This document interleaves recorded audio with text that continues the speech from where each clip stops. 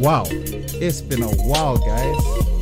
It's been a hot minute. We are out here. The Tech and Chill show is back, live and kicking. What's good, people? What's going on? It's a bit of a late one, so mind the shades. I'm looking like a tired wreck, so I don't really want my eyes to be showing that. Oh, what's good, lover of tech family? What's good, Team TLS, the Tech Lover Squad? What's going on, everybody? What's popping? Man, it's been a while. I feel like I've been on a break, on an interlude, and I've actually got special guests tonight, you know, that wanted to actually come in. So, Ewan and Ryan from the Fel Tech family, what's good, people? Say hi to everyone. Greetings. Hey, what's poppin', my dude? Oh man, thanks for joining the stream. Oh, I don't even know what to say. It's just been a while, man. It's been a hot minute. Let's see who's in the comment section. Yeah, man. What's good, Ewan? What's good, Ryan? What's popping? What's going on, guys? Thank you for having us on your return to fame. Thank you for being patient, man.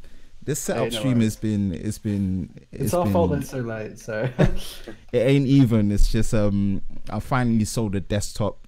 The whole drama and the story behind it, I think it's something I will even share today. And you know, there's been a lot of good karma about, man. So shout out to a couple of people that I'll mention tonight as well that have actually helped me get to this spot. And yeah, you know how it is, man. You get a new setup and you have to basically just reconfigure everything from bottom to top or top to bottom. Which, damn, I'm so tired. I'm speaking backwards. Like, it's crazy. The shades are great. Oh, the shades.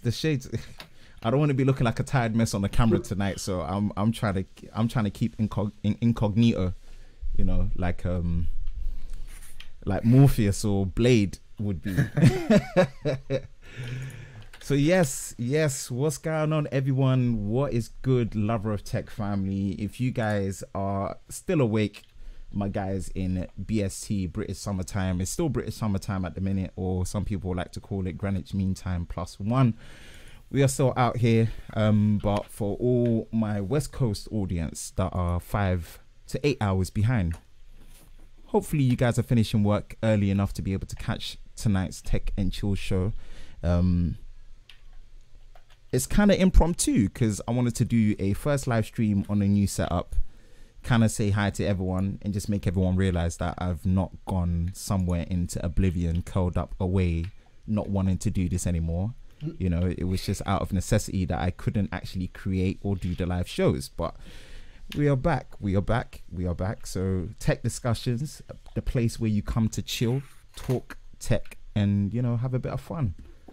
Yeah. So yeah, we'll keep an eye on the comment section and see who jumps in. I see J Dublin, what's good? Jordan, what's good? Chico Tech, what's good? Studio Geek 32, my apologies. What's good? What's popping? I'm not gonna say hi to you because you're already here, so yeah. Ryan as well. Yeah, what's going on, guys? What's going on? What's good, Ryan? What's good? I am loving the 8700K. So fast. It's so fast. The unoptimized is now optimized. The unoptimized experience seems to be being just as reliable as the optimized one on macOS, but this time a lot faster. This is kind of it taking us back to iMac Pro and MacBook Pro 2018 fiasco when we did that live stream together, where I was like you know, better late than never. But yeah, there are lots of like reasons to go with those for Adobe still, but from where I'm sitting, I don't think I'll be going back to Mac anytime soon. Yeah, that's like Windows drives you insane again. It might.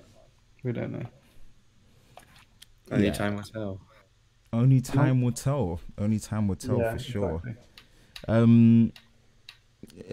Exactly. It's just weird that it's better late than ever, but never late is better in terms of, you know, what Adobe have done to finally optimize their software and iron out all the kinks, and also have some form of blistering speed, you know. And yeah, it's a night and day difference. I think it's a testament to why I was confident enough to move away from a desktop setup to now on a laptop, which me even saying it as my primary device for content creation, it not just amazes me, but it scares me at the same time. So that might be something that will be a continued discussion throughout the weeks and the days to come. So it's going to make a lot of people switch, I think. Yeah, I think it's just testament to such a great time in tech that we are in right now. So that's the best way I can put it. There's so many news that's happening today in the camera, especially the mirrorless market, with Photokina happening in Germany. The iPhone XS Match, aka 10X Max, aka iPhone XS Match. You see, like, I can't say it already. That phone. This one. The big one. The big one. Yeah. So what that represents, or what it doesn't represent, and also the skills, aka the iPhone XR, aka the iPhone X redundant, as some people like to call it, aka the iPhone X Revolution, or the iPhone X regular, as some people like to call it. So that's another discussion for today. And what where iPhone X really bad. Hey man, he's definitely going to be working with me on the Callum and you. That's the bonus that I have. I have a team behind me. Callum and you can help me on that, on the collaboration that's coming up soon. Whereas I think you've got to beat like a significant number of people. It's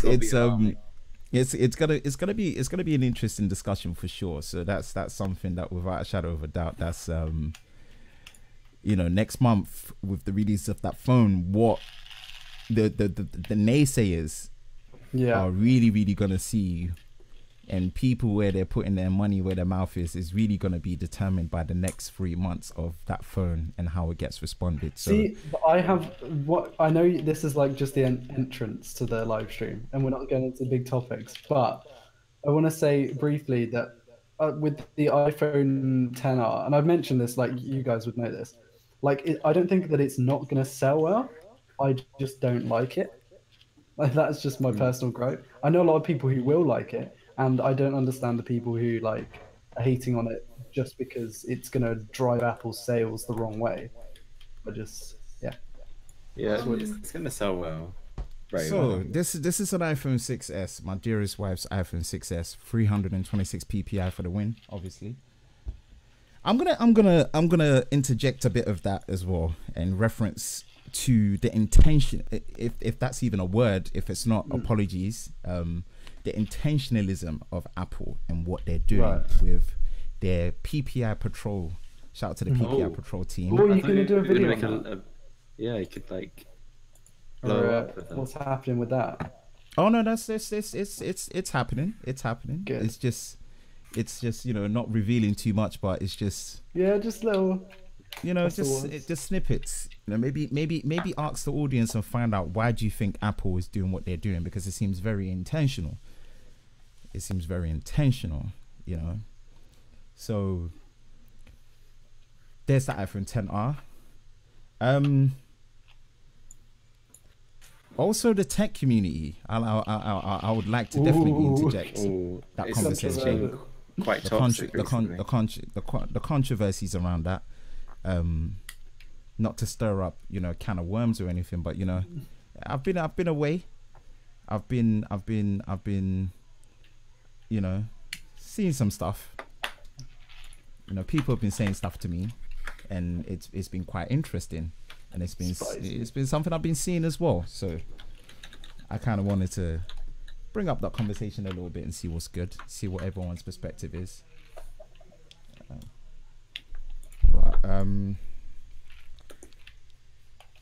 Oh mate,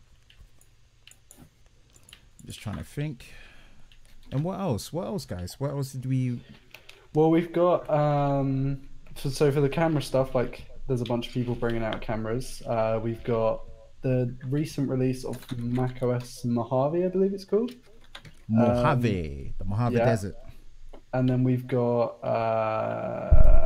what were we saying? Yeah, we've got the upcoming like Pixel stuff. I don't know if you want to talk about that. Or... Do you know? Yeah, let's talk about the Pixel, because I did talk about the Pixel before, but do you want to start with that? We can talk. We could talk about the Pixel. We can start with the Pixel. I'm going to interject my 2 cents on the Pixel. I think the topic of the Pixel 3 is being milked dry. Yeah. Yes. I think that's again. I'm not trying to throw shade, or I'm not trying to fire shots at anyone. So if people want to take how they want to take it, they can come. We can have a proper discussion. If they want to be sour about it, let them be sour about it. But I think the Pixel has been milked dry. I think that was Google's intention. They wanted people to milk it dry. And I said it before, whether the Pixel Ultra or whatever the hell that phone is going to be or whatnot, if it exists or it doesn't exist, Google are just mentally conditioning people, right? And people haven't said this, but they are taking a leaf out of OnePlus's marketing. OnePlus did the same thing for the 6 when Carl Pei tweeted out "embrace the notch." That was a good 2 to 3 months before the phone was actually announced. So all the OnePlus fanboys, all the people decided to do all their videos, all their rants, all their stuff to get out their system, to the point where they'll be so fed up with it. It'll be like, yep, when we see it, we know this is how it looks like. We knew it. We've seen it for months already.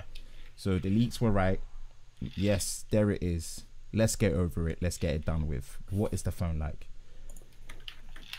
In conclusion, for me, without having to ramble on too much, Google, with HTC or not, does not care about hardware. They don't care about design. That's not what they're about. They care about AI and duplex, right? Making stuff that is human-like, that is not human. That's what Google's about. Yeah. That is what Google's about, right? So hardware is not where their game is, right? And it's not even software for me, because for the life of me, I still don't think Google does high-end software correct. That being said, I'm a big fan of Android One, because I think the value of Android One sits well with the price point of that hardware, right? But premium hardware, right? I just don't think Google know what they're doing when it comes to the software of premium hardware, because it's quite convenient that I've had people come up to me personally saying that they regret getting their Pixel 2 because of how slow it's become. And just hearing those words shocked me. Like, it's impossible. But I realized that actually it's not impossible, because Google don't know what they're doing when it comes to premium software to hardware. That's just something that I personally think is the case. You know, so they kind of lack on hardware features as well as software features. Yeah, I think it's because the Pixel line, it's not directly connected, but it stems from the Nexus line, which always used to be a bit about budget and a bit about like you could get the best for your money, including the software. And now that they've stepped up to like, you know, the 600, 700 pound phones, they haven't really adapted to that very well. I think they haven't. I think they're trying to sell a dream of hardware that's optimized for software, but they didn't design the hardware. The hardware was not designed by them. And if we're talking about the hardware, we're talking about the system on a chip. That system on a chip is at the mercy of Qualcomm and Samsung, because they're the main manufacturers that are the semiconductors that actually bring these products off the fabrication line. So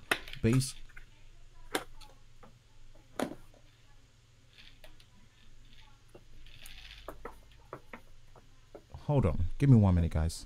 All right.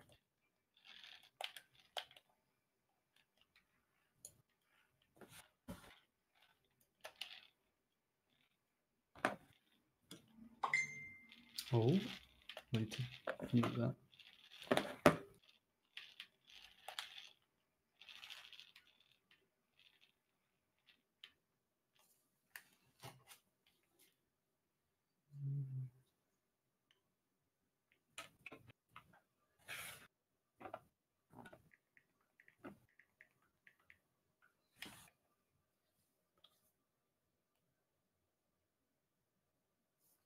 All these notifications. I think someone's bullshitting in the chat on the stream. Oh, I think that's Callum. Ah. I think he's trolling. You idiot.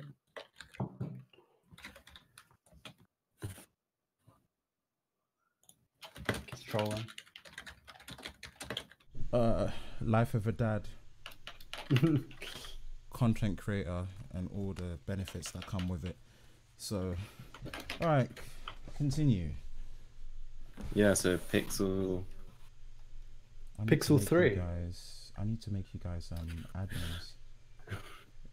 Add as moderator, Ewan, and then Ryan as moderator. You guys should have the spanners next to your name. Oh yeah, I see. Love it. We are spanners, of course, so.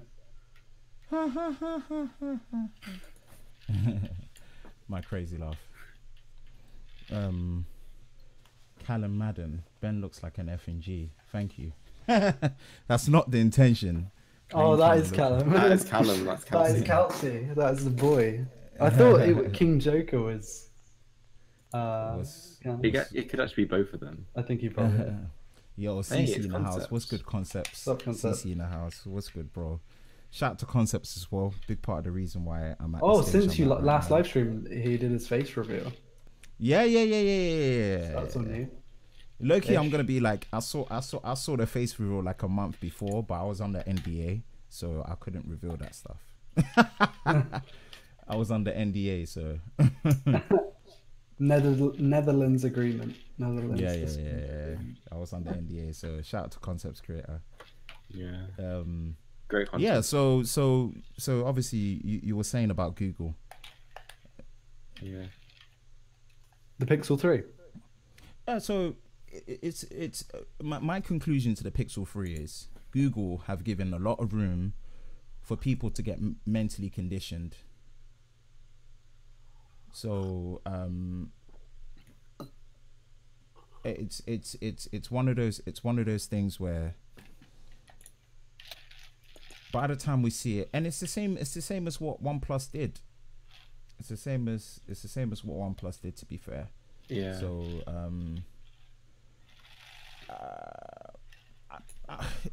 the camera, it will definitely be the best camera for photography, especially when it comes to point and shoot. Much of an upgrade though, because it's already beating like the iPhone XS. Yeah, it only needs to upgrade by an extra 10%, and it will still kill it. But if it does anything more than that, it will be the best, phone for photography, especially when it comes to point and shoot. It probably won't have the accessibility of something like a Huawei P10 Pro, an LG G7 for its killer manual mode. It probably won't have stellar video. I don't see why it shouldn't have a stellar video with a new chipset, but that's probably not a priority to them apart from stabilization. Yeah. So it's in my personal opinion, I reckon the only thing that for me personally, that needs to be improved to make the Pixel like the go-to phone in terms of the camera for me is a good pro mode, like a really good pro mode with like loads of settings. Like it's not defaulted, you might have to enable it, but it just needs to be there. Yeah, that's what I missed about my G5 was the pro mode on the LG G5. It was amazing. Yeah. I just don't think they'll do it because Google are really trying to mimic Apple. I just don't think they'll do it. Between me and you, I would love it to do it, but I don't see it happening. I just Google are in this thing of they're trying so hard to be like Apple, but yet they don't realize that as much as we give Apple a hard time, the foundation that they built was something that was built over a period of time. It was strategically done. It wasn't something that was done over a 5-minute period where you come and you jump in and you expect people to respond to it. And this is the thing. This is the thing where it's like Apple gets a lot of hard time, but their strategy is almost without flaw. It may not be something we like. We don't have to like it. Again, this is the same with the PPI on the new phones, right? Why is the intensity, or why is the intentionalism around 458 PPI, 326 PPI, and for the old iPhone 7 pluses, 6 pluses, 401 PPI? There's an intentional reason for it, right? And the intentions may not be something we like, but when the numbers show, it shows that it works. Do you get it? When the numbers in terms of adoption rate for software, when the numbers in terms of app quality, right, and the numbers at the end of the day in terms of sales, right, shows, then it shows that something is working. You see, so it's a foundation that they built. Some people like to call it ecosystem, whatever, but it's the foundation of how they built their stuff from ground up for how things work cohesively, which Google just are trying so hard to do, but they are literally running before they can walk. And it's sad because you thought that all the walking that they did was on the Nexus line, but yet they haven't learned from the Nexus line. You know, so this is where my point is, and I don't want to sound like a Google hater, because like I've said, where they focus their strengths on, it's so phenomenal, it's actually scary. Like Duplex, the technology behind Duplex, it's so phenomenal, it's genuinely scary, because there's now a line that has been crossed. They've crossed that line now, you see. I think with Google, with their stock stuff, I think the main issue is we focus on these high-end things, right? These high-end phones. The majority of people aren't buying Pixels. It didn't sell well, did it? Like the Pixel 2. So like that's not where the focus really needs to be. I think it needs to be in cross-platform, where Google has the advantage over Apple because they've got such a range of hardware that you could pick. You can pick small, big, thin, fat, big battery, small battery. You can pick whatever. And I think Google's problem is they need to focus on making the whole experience seamless, apart, you know, instead of just this headline device that may not be that much better than any other device on their ecosystem.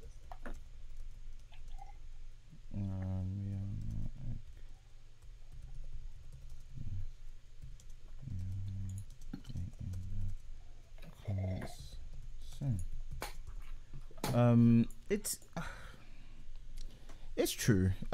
I just think Google are acting like they can be like Google, they can be like Apple, be in their own bubble, and say that because we don't care about hardware, this is how we're gonna approach it, and this is what our expectations are gonna be, you know. And I just question, and I'm just there thinking that I don't see the Pixel line lasting. I see the reincarnation of the Google Play Edition phones in Android One being Google's success story to me personally, right? The Android One program is a reincarnation. If phones like the LG G7 One are not a testament to that, it's a reincarnation of the Google Play Edition phones from the Galaxy S4 days, HTC One M7 days, right? I'm seeing that to be Google's success story. If they can really take that side of things seriously, right? Which I think I'd love to see that be the king. I think secretly it is their king, but they are paying attention. I'm not saying they're paying attention, but they're going about their premium brand wrong, and they're basically riding on the wave of tech YouTubers, right? And DxO, right, pumping up how much hype is around the camera. Yeah. You get it?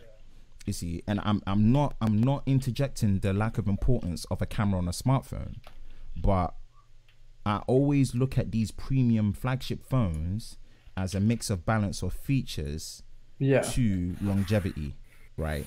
So I need something more than the camera.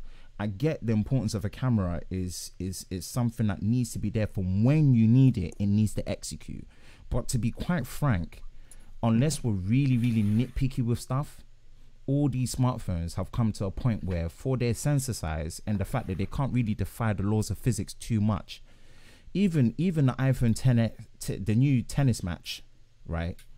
That smart HDR, if you've seen any camera comparisons on it, it seems like that their dynamic range is ridiculously improved, even beyond what Samsung improved on the Note 9, which was a big improvement over the S8 if you had saw any of my camera comparisons, you know. So it's like you've got to that point where it's not necessarily a diminishing return, but it's like, how much are you really losing out going with a different camera flagship wise that is not the Pixel, right? So this is the problem I faced when I had the Pixel 2 and I was enjoying the camera. Hell, let me not take it away from it. The camera computationally is phenomenal, right? Once that novelty wore off, I was just, to me, left with dead weight. Yeah, really bare bones, like nothing. And I respect it. I respect the bare bonesness. I get it. My qualms is, I feel like I'm being cheated, software and hardware wise, if I'm just getting bare bones, you know. I don't know. Let me know what you guys think, because I might be alone on this. Google tends to do really well with their used market. Like, I don't know if you've really been looking too much, but like if you look at, say, the 835 era device would be the S8 Plus, say, versus the Pixel 2 XL. The value for the Pixel 2 XL is actually, in my opinion, better than the S8. But like, because you've got that more access to ROMs, you've got more access to even first-party software updates. Yeah, it's all there. Like, I think in the brand new market, unless Pixel 3 does something phenomenal, we're not going to get a good value. But in the used market, I think that's where they shine. But that's just from my perspective as someone in the used market. So yeah. So from the used market, Google definitely had to aggressively come down, and even in a non-used market, like I told you guys, you know, even with it, like I told you guys, even in a non-used market, because I'm more of a person, I like to buy brand new.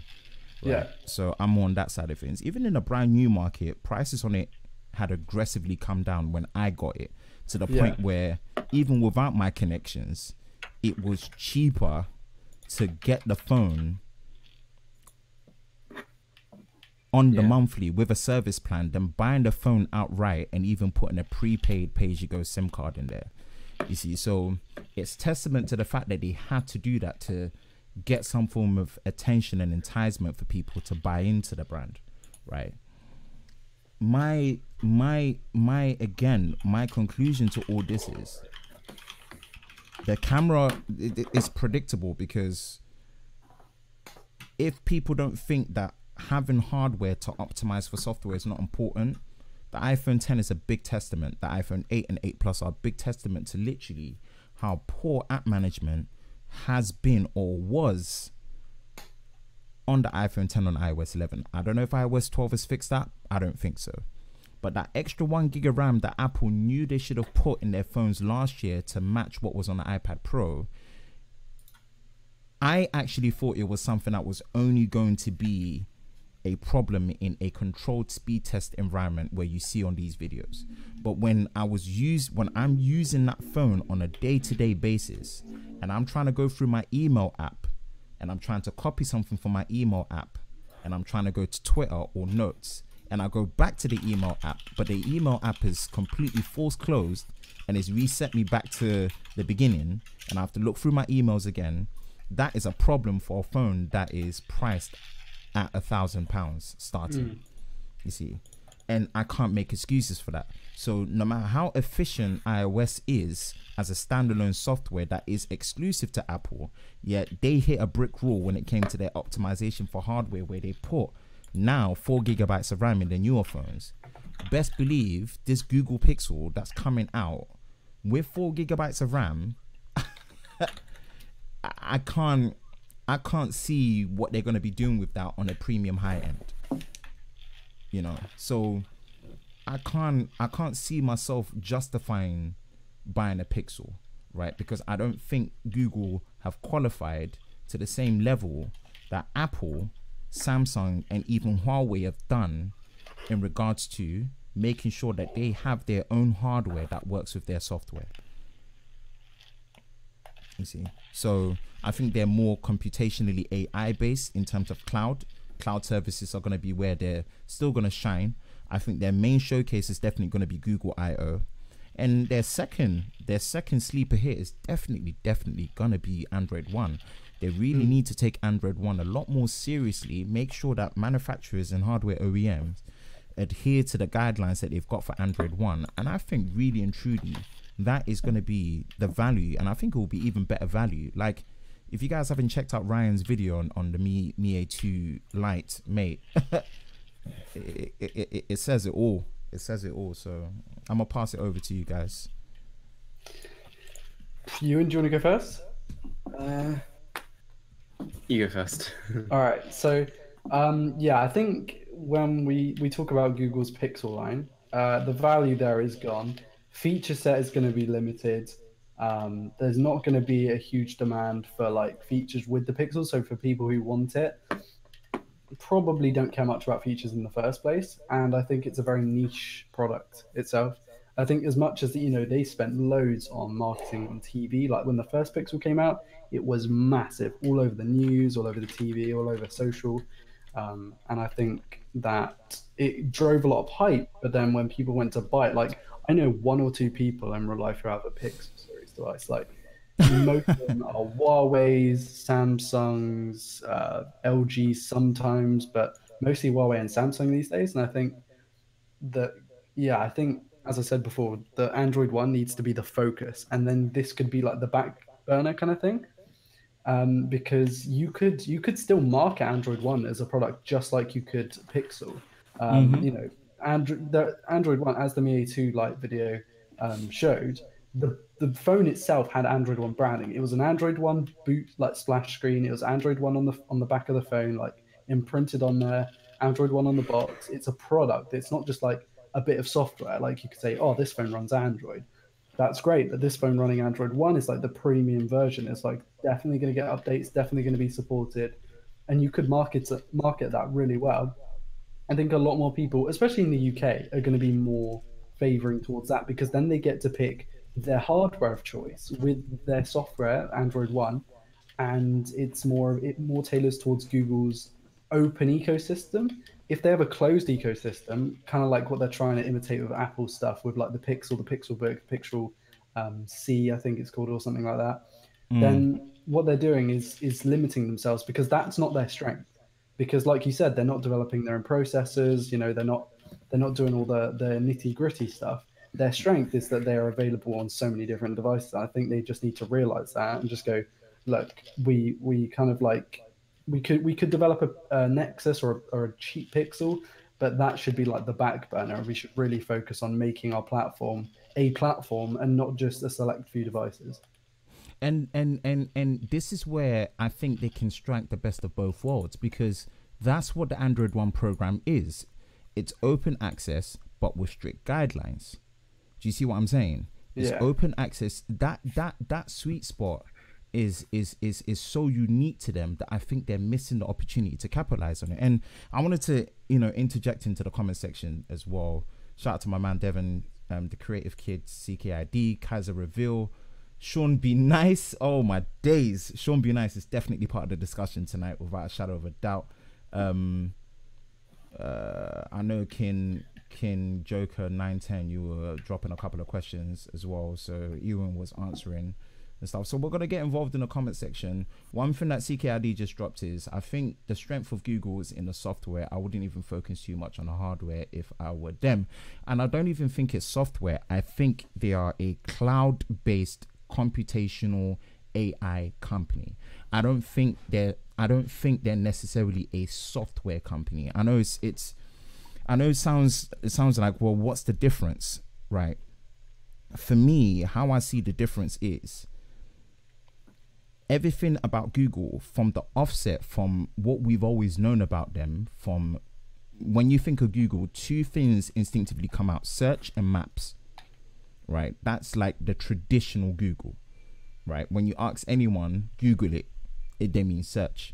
When they're searching or going for something or going somewhere, Google Maps. That is the traditional two face fronts, and those two things are all cloud based, right?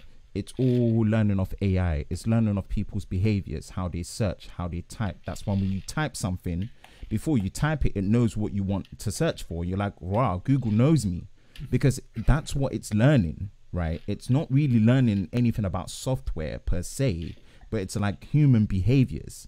That's what they're about, you see. So I wouldn't even say that they're a software company first. I think they're just they're a cloud-based computational AI-based company first, right? And that's what they're trying to drive through. But you see, with them trying to dabble into software, it's something that you have to inherently take a lot more seriously, right? Especially with that statement that statement that Jobs said, right? Any serious company that makes their own software should make their own hardware. That is one statement that Steve Jobs said that has really stuck with me in that way, right? So I don't really see Google as a good software company in per se, but if how they're gonna do it, yeah, it's gonna come into play based on their ethos and what their company is about, right? What you just said about the Android One program is such a unique stance for them that I think that if they can make sure that they can make OEMs stick to that strict guideline of what the Android One program will be, that will be their success story, especially at that price point. So I couldn't agree more. And again, just to bring it 360 back to the original discussion, the Pixel 3 and the Pixel 3 XL, am I excited for it? No.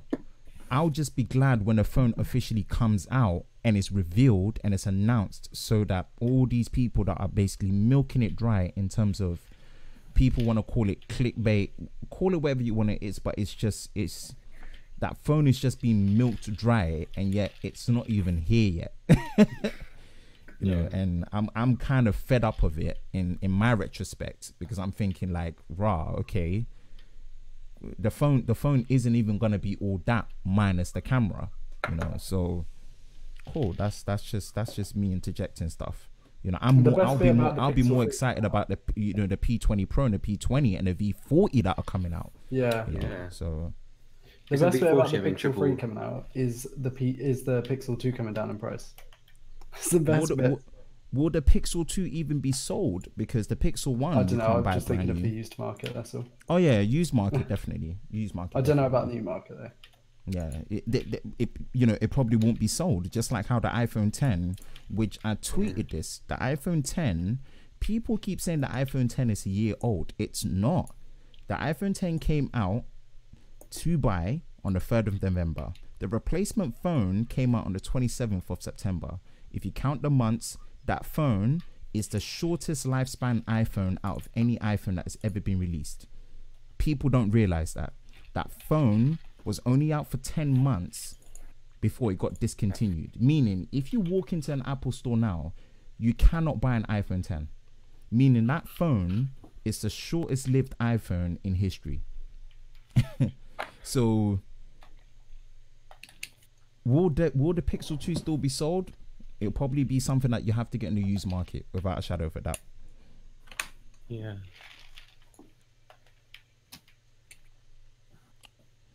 Right, let's jump into the comment section. What's good, Sean? Be nice. Kaiser reveal in the house, obviously. I would agree with that explanation, but that's how Apple keep you in their ecosystem. It's because they control software exclusivity built for their hardware. Yes, Google, I agree with you, bro. But this is what I'm saying. Google are trying to be about that life, but they're not. Google are not. Google haven't built that foundation that intentionally Apple have built to be able to warrant what they're trying to do. Do you get it? You know, they haven't built that. I think the aspect of the internet is what I don't like, because it takes away from the excitement of phone announcements and releases. Yeah, the thing is, leaks used to be exciting. There was an aspect of leaks that used to be very exciting, but I just think now people are milking it dry. Like when I say dry, I'm seeing every day. Again, I'm not trying to throw shades or shots fire at anyone, but I'm just saying, like, are you honestly telling me every single day the phone isn't gonna be able to make your coffee for us to be every single day talking about stuff that needs. I don't know. Maybe I'm missing something. Maybe I'm just I've missed something. But you know, that's what's just ruining these phone releases and these phones when they come out. You know, it can be counterintuitive to it. You know. So yeah. Let's jump into the comment section and we'll move on to the whatever next topic needs to be next. Jonathan Lee Ramos is what's good, familia? He's back as well. John Lee Ramos, go check his channel out, go sub. We've got a full squad in the house. I honestly wish Samsung would build their own. No, the thing is, Sean, Samsung have their own software.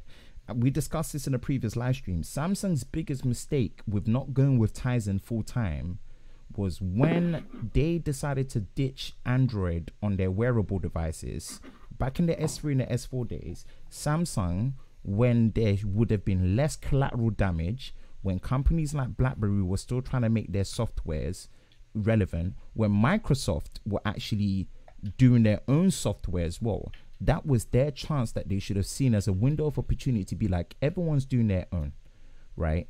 We've got the R&D, not just for hardware, right, which is the foundation of the software in terms of design and semiconductor, but we've got the software. We need to now take the bullet and interject and do it. Now, Samsung have put themselves in a position where they are in too deep. They are in too deep now to go with their own software. Doesn't mean they can't, right? Because if anyone has ever searched any of the Far East, market, a lot of the mid-range Samsung phones have Tizen equivalents. And I promise you till now, the Tizen equivalents are not just smoother, but their battery life. And it's testament to their wearable devices. Samsung have the best battery life on their wearable devices on the market right now.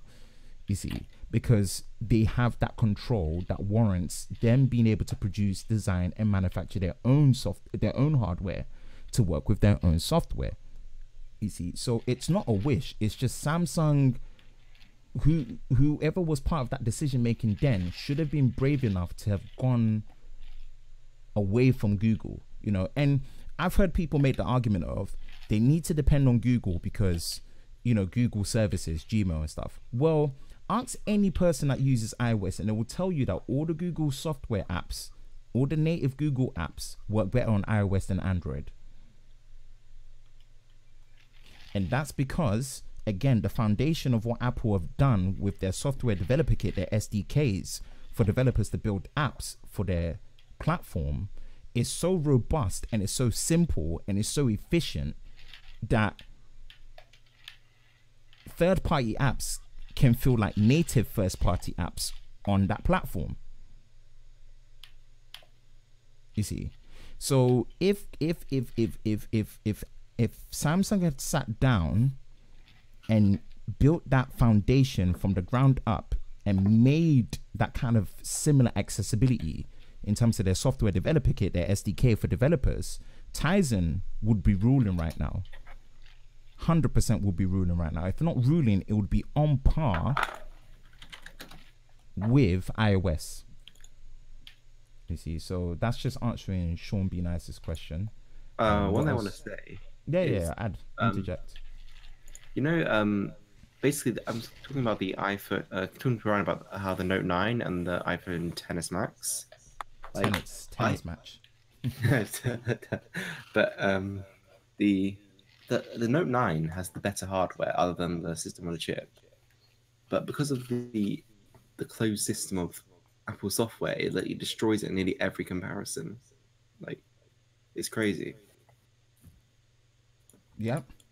So I was talking to, you know, my man GravX Reviews. Shout out to Grav. He's him, Concepts Creator, and a couple of other people, man. I've experienced good karma from them recently, so shout out to them. He said something funny, which I'm a disagree with him. Because this is one thing that Apple are legit on.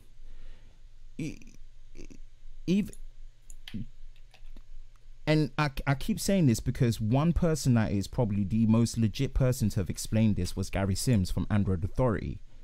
And he's probably the best and the only person that's explained why Apple's designers and Apple's system on a chip are legitly that damn fast. It's not just because of iOS optimization, but it's just sheer brute force. The thing how they build it, it's a mix of efficiency with just old school brute force, because they know that those system on the chips in terms of die size do not need to be in any other product apart from theirs, so they can cut corners and kind of go old school and just be like bigger and more is better. You know, and then just allow the software to optimize off that. People don't realize that, but if you watch Gary Sims's video, he pretty much explains. Whereas the Android ARM-based chipsets and system on the chips have to go a different route, because they need to work on so many different devices that they can't afford to have an overly sized system on the chips physically, you see, which is a downside, because again, you can't defy the laws of physics unless you do a transistor shrink, and you can do a manufacturer die shrink and fit more transistors in, you know. So you're right, like Apple possibly the only person right now within the next 4 months that can either match Apple or overthrow Apple is probably going to be Huawei.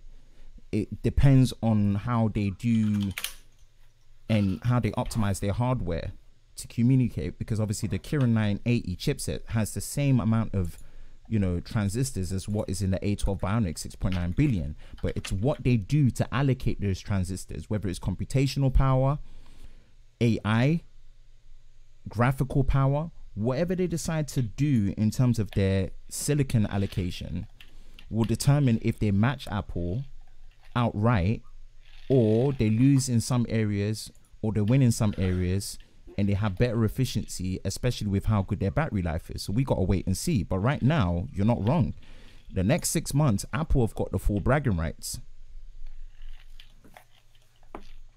Yeah. I'm really intrigued by Huawei stuff recently, because I saw Sam Calder did a camera review of the P20 Pro, and it just looks insane. Like, I think I watched Mr. Mobile's P20 Pro. I've just been watching, like, binge watching Mr. Mobile, and the P20 Pro video. That night mode is like incredible. It's nuts. The fact that it can take it like eliminates all the camera shake, even though it's being handheld essentially, and like it does it all with a mixture of HDR and long exposure. It's just nuts. For real. Like, I want that camera now.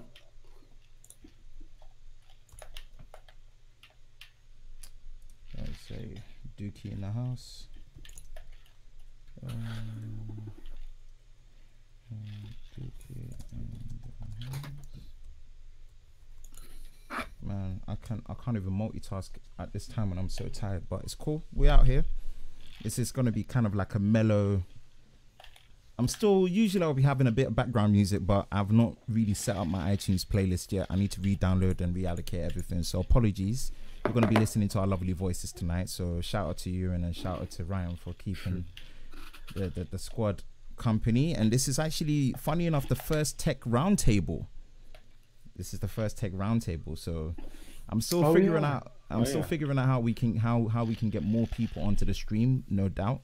I figured it out. I weren't too sure, but it looks like Discord is where it's at, because with Discord there can be up to 10 or 15 people. So if people want to jump onto a Discord video call, and we can all be on here, man. Yeah, I think it's probably going to be the way. It's probably going to be the way to go. So we're gonna make that happen. We're gonna try that. So again, like I said, man, the Tech and Chill show is not just for me. It's for everyone and my creator buddies that want to jump in and be part of the conversation without a shadow of a doubt. So CH Gadgets, what's good, bro? Thanks for joining in. Dookie in the house, what's good? Let's go back and just chow through some of these comments. We don't want the audience to think like we're not being nice to them.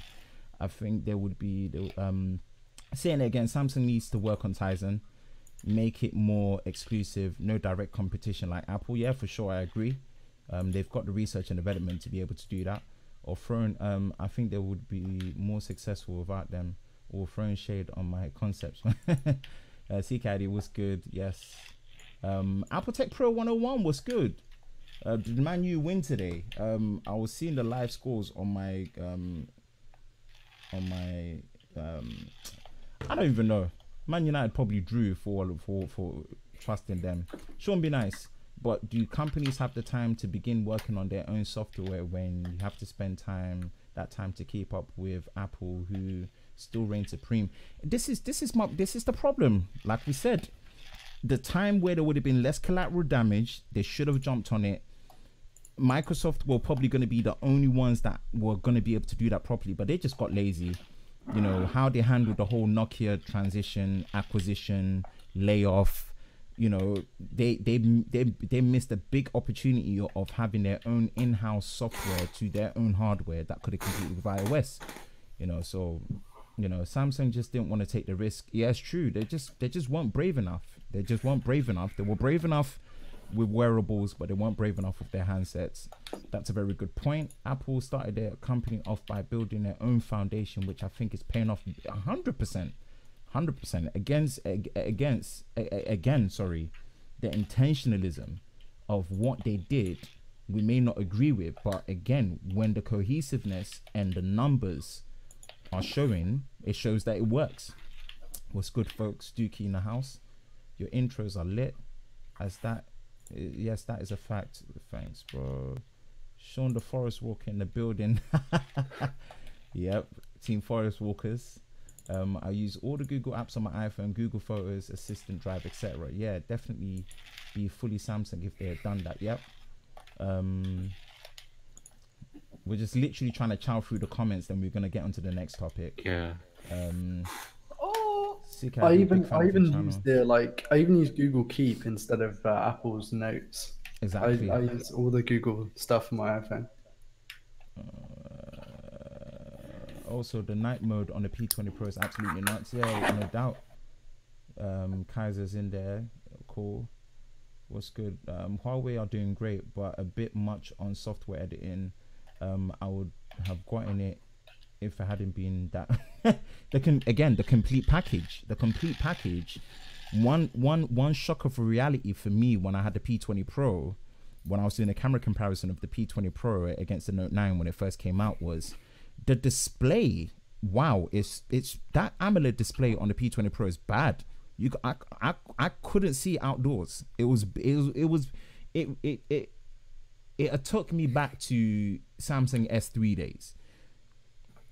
It felt like I had a Samsung S3 AMOLED panel because I just couldn't see outdoors. So it's like, it's the complete package. It's the complete package, you know. But they are doing great when it comes to camera hardware.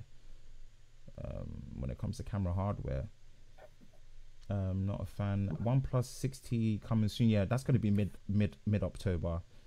Course up. Right, comment section has been caught up. So what do we have on the next topics in terms of itinerary? New iPhones? New iPhones, yeah, no doubt. No doubt. The team in Cupertino with their new phones. iPhone 10 tennis match in the house. 64 gig. What do you guys think of the iPhone? These new iPhones specifically, the ones that are out at the moment, the iPhone XS. I like the XS Max. I wouldn't buy one even if I had the money. I'm more of an Android guy. The XR, for the price, the 750, I feel like it is missing a few features, and I know like it's not meant to be like an amazing value device. It's meant to be like the under £1,000 iPhone. The regular XS, yeah, it's cool. Not much different, but the A12 speedy and the improved cameras, yeah, great. Right? I have to say I'm not too impressed. Like it's the same. Like not to say that I'm disappointed, but we were all expecting just a refresh this time around. So I don't think there's really anything to be upset about or disappointed in. I think the R is something that I think actually, you know what? I think the phones aren't necessarily the annoying thing about the release, but the videos that come out of the release. So I think one of the reasons I actually made my video is because I was so annoyed that everyone was hyping around the iPhone 10R, but then everyone kind of forgot the whole form factor thing. Like for me, I don't know if it's for a lot of people, but like a lot of people in my friendship group, my family, people in my year at school at the time, or in college, or even now, have all had that mental connection between smaller devices and iPhones. And since no one's really creating a decent compact phone nowadays, it just ticked me off that they're creating this larger phone when they really don't have to. Cool. All right. Yeah. I'm gonna ask you a question, Yurin, because one thing stuck out to me. What features are missing to you on the iPhone 10R? Because that's one thing you stated for the price. Okay. I'm gonna compare it to the iPhone 8 Plus. So the 8 Plus has arguably a better display because it has 3D touch. It has a high resolution. It misses out on the OLED it does have a notch, and it misses out on the OLED, which it's not horrible, but it's like if you compare it to a Galaxy S9 for about the same price, that has an OLED panel. Mm-hmm. Misses out on the second camera. Like I don't think it's necessary, but an 8 Plus has that second camera. Mm-hmm. And that's available for less money. Okay. Yeah, and cool. That's pretty much it. I'm trying to look at it from, again, shout out to CKID in the house. He dropped a video on when he tweeted about the price of the iPhone 10R. He said, I can't even remember the tweet. All I know is that he tweeted something about the price. I heard his voice in my head while I was reading it. Who's this? And that's CKID, right. C-Kid, Creative Kid in the comments. Check out his channel, Tech Rap of the Month, every month, dropping heat as always. When I heard his voice on the tweet, it made me laugh because I thought, yeah, that's true. £750 is a lot of money. Irrespective of what you're buying, it's a lot of money. You see, but this is the confidence that Apple have. And let me drop a bit of knowledge on how Apple thinks, right? The not naiveness, but the confidence mixed with arrogance, mixed with tunnel vision to the Apple bubble, as I like to call it, right? This is how Apple think. To them, they are not building a phone to compete with anyone else apart from themselves, because they know that they've got the brand recognition. They've built that foundation for them to get away with doing that. What the iPhone 10R is a much more necessary version of what the iPhone 8 and 8 Plus were. And let me explain it this way.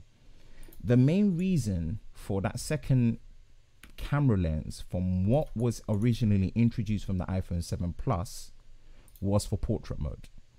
It wasn't really for lossless zoom. I guess lossless zoom is a big part to play with it, but really they really used it as a means of depth mapping, right? That's what they were really using it for. Okay, now if Smart HDR has anything to show of what they're doing in terms of their computational power, right, there is a potential that the majority of people that don't actually use the telephoto zoom lens will not be able to see any loss, one. And the main benefit of what was actually there for the portrait mode might actually be on the same path that they're doing with what Google are doing with a single lens. Again, it needs to be tested. I don't want to get ahead of myself and say that because Apple said that you still get portrait mode on a single lens, that it's going to be as good. It needs to be tested. It needs to be tried and tested first. But their angle that they're coming from is the fact that they managed to make that phone £50 cheaper than the iPhone 8 Plus was last year. But what you're getting is the iPhone, the innovated, again, to them, they innovated in a much more superior iPhone 10 design. The best in class iPhone battery of any iPhone that's ever been created, right? The same A12 Bionic chip, a much more flexible storage option with 64, 128, and 256, wireless charging, fast charging, although not in the box, supported, and possibly, and Apple have proven this, the best OLED, the best LCD panels that you're going to get, which they are counting on the fact that those iPhone 8 and 8 Plus customers would not be able to tell the difference. And this is why they won't be able to tell the difference. And it's not because they're not well educated. It's because Apple have not done anything cool with their OLED panels like what other manufacturers have done. So when I say something cool, I'm talking about things like always on display, screen off memo. They've not done anything cool to make it easier for the consumer to tell the difference of what is beneficial about an OLED panel to an LCD panel, i.e., apart from us guys knowing the fact that you get infinite contrast ratio, just for the sheer fact that when the blacks are blacks and they're off, the contrast to another color that is on is literally so discerning that it's testament to what they've done with the new wallpapers. For a good hour or more, I was looking at that phone and I could not see the notch. I couldn't, because the OLED panel had been so well calibrated to be able to blend the blacks in that you can see the pop. You see, but to the average person, right, they won't be able to see that. So for them, the intentionalism, again, which we're going to do a video about later on, of that 326 ppi, right, goes a long way for having different colors, same power. Okay, 3D touch. How often does anyone use 3D touch? That it's going to feel any different to the haptic feedback that's going to be replaced on there. Because I can remember for a long time, more people have made fun of 3D touch, not because the technology is not impressive, but it's just no one uses it. So they're counting on that. This is where they're not looking at the competition and the fact that there's a Poco phone F1 that has a 1080p display with 4000 milliamps. They are looking at their consumer base that they're going to entice in to make them have the iPhone 10 experience without the compromise of, to them, price. And that's where Apple are coming from. You know, whether I agree with it or not, or I don't to some extent, but this is where the boldness, the kind of arrogance and the confidence of statements as we were the first to be able to blur the background after the fact. I know they do it a bit more differently because they're really looking at radial blur to how an aperture opens computationally compared to just blurring the background. But you see, to confidently state that when Samsung have done it with 3 handsets before them shows that they're in their own bubble. They're not looking at the competition. They don't actually care about the competition. They're more looking at how they're streamlining their experience for other people to come in and stay in. So that's kind of what I wanted to share. All right. Yeah, I didn't hear much of that, but I'm sure when I watch it back, I will get what you said. No, it's probably Discord just not playing ball. Yeah, Discord has been really dodgy recently, dude. Yeah, I mean, I heard something about computational power, Oh no, I was referring to the fact that they didn't do the same mistake that they did with the iPhone 5C compared to the iPhone 5S. Hello? The iPhone 5S Hello? had the A7 chip. So that A7 chip was the first 64-bit chip on a mobile processor. Oh right, yeah. Whereas the 5C was the previous A6. So you knew it was the inferior product. What to them, all Apple have done is learnt from their mistakes of the 5C. So they're not looking at the competition. They're looking at their mistakes on the 5C. They got criticized last year that the iPhone 8 should have been called a 7S. They knew that if they called this new phone the iPhone 9, psychologically, people know that that is the inferior product. But because they know that people don't call it the iPhone 10, they call it the iPhone X. If someone says this is also an iPhone X, they know that, okay, it's basically an iPhone X, but it's cheaper, you know, and I get different colors. So actually, as a fashion statement and as a jewelry statement, more people, especially when it comes to that word that I don't necessarily like, millennials, or or people that want to look cool, which, you know, unfortunately, Apple products have that draw to them. They have that draw to them, you know. If they can get that same design and that same experience, but with different colors, you know, especially when it comes to that nice looking product red, that blue, for example, you know, it can draw a lot of people in, and Apple will know how to market that product to make it very enticing, you know. But this time, when that person uses it, and for the sheer fact that Apple haven't done anything cool to utilize the benefits of OLED apart from your infinite contrast ratio, your deep blacks, and your great dynamic range support with HDR and stuff, right? And your color pop, they've not done anything cool with the display that will make someone know. Like I've had my Note 9 and someone has noticed it just based on how the always on display is always doing different stuff. It can be gimmicky, but it can show what the OLED panel can do to make someone notice that that's what that type of screen does compared to that other screen. Do you get it? That's why people are saying OLED is better, because it's not just for these reasons, but actually you can do more cool stuff with it. Apple haven't done that. All Apple have done, which is not a bad thing, is use their team of quality control guys that know how to probably calibrate a display better than any other mobile company on the market. That's all they've done. They've just calibrated that display really well out of the box because they don't want you to have any control over it. That's all they've done. And I'm not hating on their OLED panels, because I love their OLED panels, right? The 120 hertz touch response, not pro motion, get the difference. The feel of the glass, and obviously how the color looks. It's great. But again, even the software support for it, not just for the PPI, we're complaining about the iPhone XR only being able to be 720p or 828p, and you won't be able to watch 1080p video. Well, let me give you some facts. The iPhone XS and the Max don't even play 1440p video. So actually, I'm still getting the same 1080p experience that I would be getting on the iPhone XR on my iPhone XS Max. So this is what I mean. Apple, in some extent, as much as they've done great with that OLED display, they've not done enough, and they know it. They've not done enough to make it cool for whoever's in the Apple bubble or the ecosystem to know the difference enough to feel too shortchanged to go for the iPhone XR. I still think the iPhone XR is £100 too expensive. I think the starting price pushing it should have been $650, my opinion.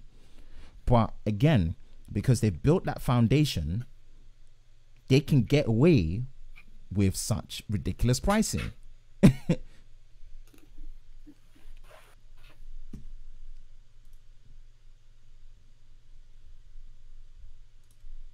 So yeah, that was it.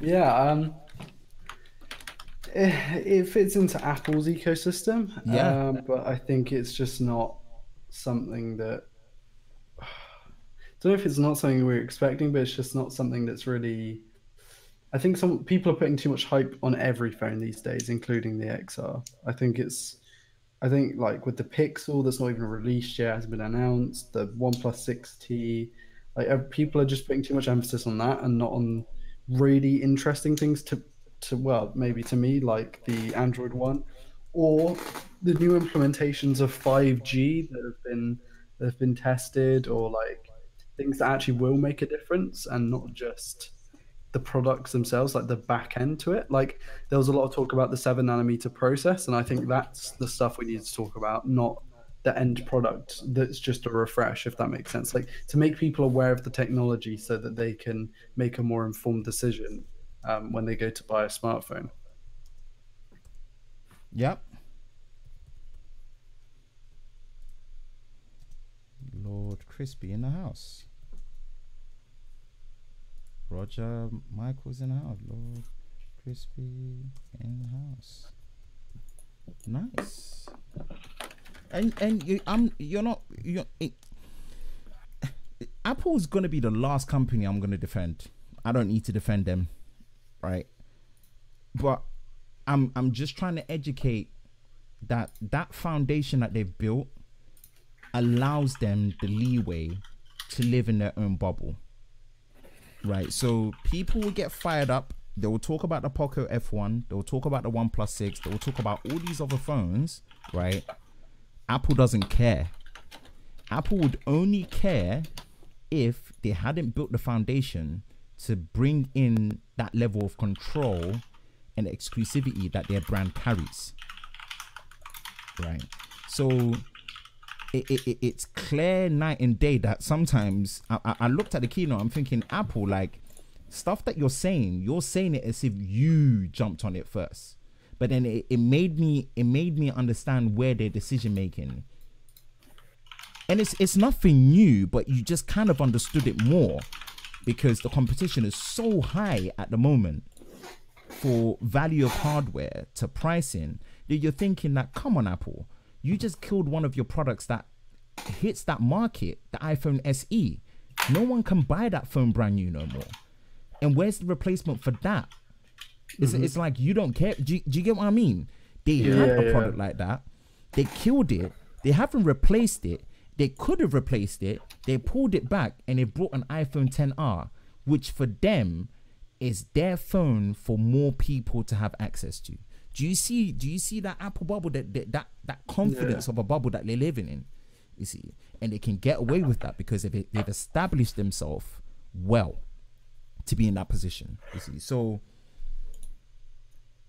we've got something cooked up for you guys that we're going to be cooking up. This is a very interesting. You'll see. Yeah, Ben, I'm gonna have to head off in a sec because Harry's just messaged me. Cool. That's calm. But I was just gonna quickly mention that. Add to it. That was just like exactly what I meant by my videos. Like a lot of the people, like the fan base, the old fan base, liked iPhones because they were smaller. And now we've got iPhones that, 6.5 inches, that's bigger than the Note series.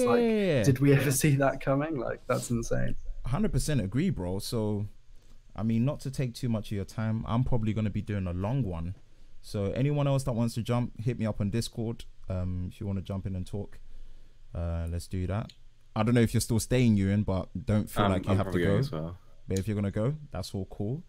Thank you guys for ushering me back and bringing back the Tech and Chill show. Much appreciated. Feltech family. I'm going to have their channel linked in the description below. Go hit them up. Go follow. Go show some love as well. Guys, thank you so much. Thank you so much for having us, man. Thanks, no. Anytime. Even if I'm still here and you come back and you're not sleeping, you want to jump back on, feel free. All right. Of course. Thank you. Cool. See you in a bit. Cool. See you later, guys. Wow. What's good, people? So it's just me by myself at the minute. But again, like I said, anyone wants to jump on, hit me up on the Discord. Hit me up on the Discord. Send me a DM if you want to jump in. No doubt. Cool. Let me go through the comment section and see what my peoples are saying. Man, OnePlus 6T made to sell their own bullet for nothing more. Yep. I'm not gonna lie, I'm itching to get an iPhone XS match, but the Note 9 is too good to let go. Seriously impressed with how thorough. Yeah, bro. If you don't miss the software, native software is too much. Honestly, like the Note 9 is just too clutch of a phone. From camera to yeah. This is the first time in 6 years that I did not pre-order the new iPhone. Wow, that's a big one, bro. Trying to sell my iPhone 10 to buy the iPhone XS Max. Cool. I mean, hey, I'm fortunate. You know, my carrier allows me a yearly upgrade if I trade my phone in for free. So, lover of tech, what camera and what webcam are you using? I'll reply back to you on that, Dookie. So basically, I'm using a Sony a6300 with the 16mm f1.4 Sigma prime lens, and that is going into an Elgato Camlink USB capture card that converts my mirrorless camera into a webcam for aka crispy live streams. Live streams are better in 60 frames a second. It just is. Lord Crispy in the house, what's good? Yo, check them shades out. I just look like a tired mess, so I gotta stick the shades on, man. It's a late one. Yeah, that's the only reason why I stuck the shades on. Hey, they shouldn't have matched the Note 9 pricing. Note 9 is much. Can you imagine? The Note 9 is probably one of the best value premium. So there's now flagships, and there's now this new category of premium flagships. The Note 9 is the best value premium flagship on the market. That's insane. And boy, Apple did that with their base storage of 64 gig. What do you want, Roger? Yo, CC, be nice to Lord Crispy. 64 big is too low. Yeah, exactly. I want to play Fortnite. Oh my days, Fortnite. Life for Tech. I appreciate Apple and respect them. I can't help but feel like they're screwing us with their price with basic things like not including. Yeah. Apple can get away with it. The thing is, like I said, if the business model and the foundation is correct and it's working, there is no incentive that we as the consumer are giving them to be any different, right? Carriers and networks are making it easier for us to buy into these products. Easier, you know, from when you can trade in and have the same price plan with no increase. Like there's so many factors that Apple have wired themselves in, and if the business model works and the intentionalism behind it works, I promise you this, there is no incentive for Apple to change, and they ain't gonna change. They're not gonna change. So we may feel like we're being screwed over, but I promise you, screwed over or not, they still make it easier to buy into. They still make sure that their in-house customer experience when it comes to their retail front is still on point, that you want that safety net. They know that foundation of a safety net makes it so hard to leave psychologically, even without the ecosystem, that they can get away with the basic necessities, the bare necessities. Jungle Book. Thanks for having me on, Ben. Right, yo, guys, thanks for coming in, man. I appreciate it. Ben, you the man, bro. Oh, no, bro. You're the fam. You're the real guy out here. Jenna Johnson, why are you wearing sunglasses? I'm only wearing sunglasses because I look like a tired mess. So I don't want my red eyes to be shown on camera. It won't be looking cool. So it's been a late one. I just got a new laptop that I'm working on now so I can be more mobile. I sold the desktop, and so far the laptop is impressive. You know, shout out to GravX, shout out to CC. You know, you guys know why I'm giving you a shout out, man, and saying thank you for your support. I appreciate it. You're about to crack my...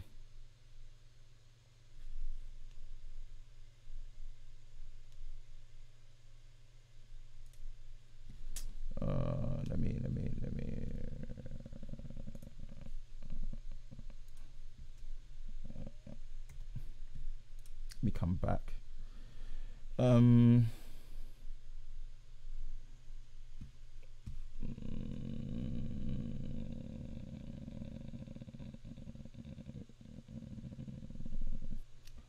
You're about to crack my...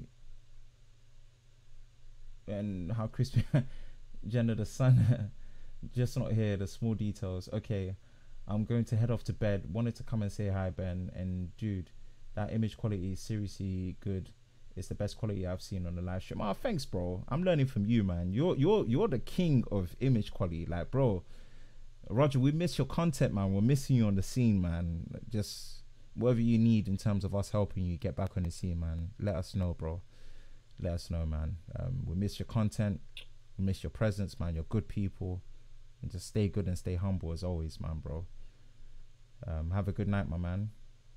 Good night, guys. Concepts, I'll speak to you very soon. And Ben, yeah, bro. I'll probably call you on the phone and we'll speak properly. CH Gadgets. Yes, what laptop do I like? So I actually got the Dell G5. So I managed to get a good deal from eComputers, an e-retailer on eBay. And let me see if I can throw up the configuration of the Dell G5 that I got so you guys can see it. And again, man, shout out to GravX. Big help with that.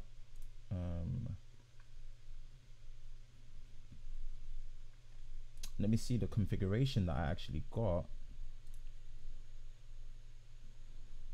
So wasn't a 1050 Ti. I'm gonna try and bring up the desktop.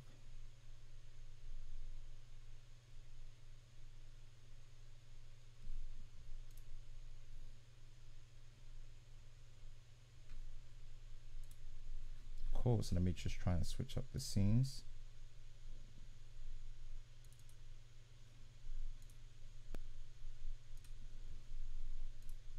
So yeah, this is the laptop that I got. If you're asking, that's a laptop that I got, the Dell G5, and it's an interesting laptop because it's actually classed as a G series gaming laptop, but it doesn't look like a gaming laptop. It's completely stealth.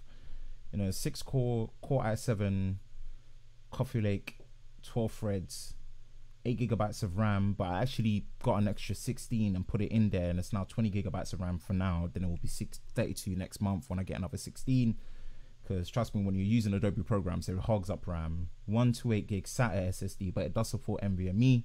1 terabyte hard drive, HDD, kind of a slow spinning one, but it gets the job done. And a GTX 1060 Max Q design, which was really important to me, because the two most important things about when you're buying a laptop, you want to make sure that you get the best processor and the best GPU as you can, because you can't upgrade these, but your RAM, your storage, you can. So it's very important to make sure you get the best CPU and the best GPU that you can afford and what you can get, and I managed to do that. So that's a laptop that I've got, the Dell G5, and right now it's, you know, it's getting a workout, and it's just flying. It's just flying. And for a consumer grade laptop, the fact that it's actually got more computational power than my old 4790K, which was a 4-core 8-thread CPU part. Wow. Yeah, I can't complain. I can't complain. And I needed to be more mobile.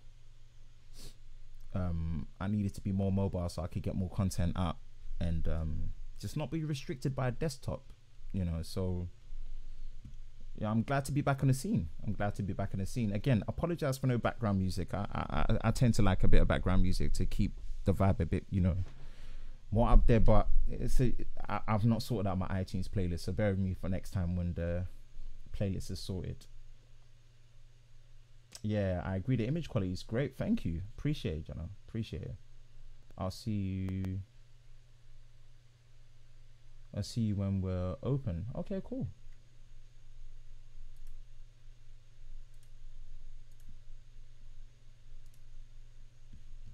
Let's check you out.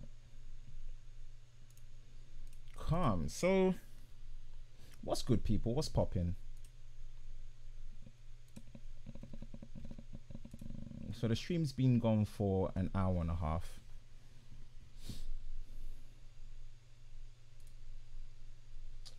I am just gonna play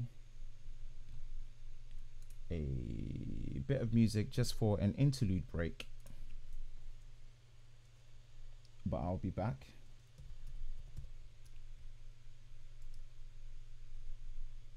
I'm just gonna check up on the kids quickly because Daddy duties and that, and then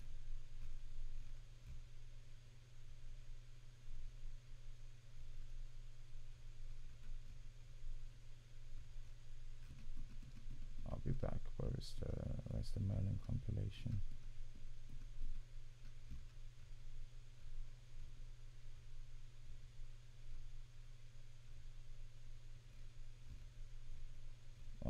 I'm just trying to find it. It's fine. If the sound of has all too quickly turned. What's good, people? I'm kind of tired tonight, but at the same time, I've missed you guys so much, man. I don't want to be killing off the live stream, so I'm gonna come back. I'm gonna get some food. I'm gonna check on the kids quickly. I'm gonna keep some music playing. I'm gonna get a drink. Come and sit down. See what you guys are saying in the comment section. And actually, one last topic I wanted to talk about was the YouTube tech community, the tech scene right now. So it's gonna be a bit controversial, but I'm not gonna shy away from it. I want to talk about it. I've been off the scene for a little bit, so I'm gonna talk about it. You know, I've been seeing. What's good, Ryan? What's good, Ryan? Thank you, Rhino-Matic. What's good? Been away for a bit.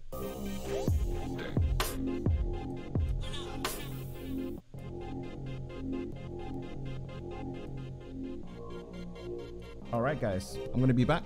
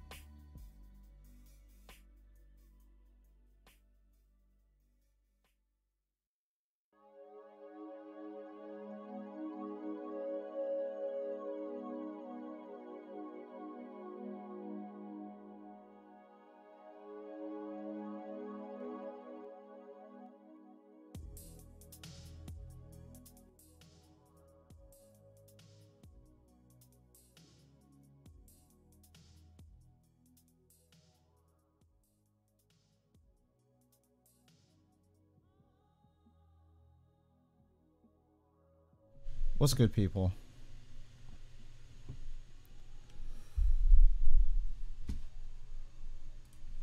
We're back. And shout out to everyone that's still here. Needed to get me some leftover pizza.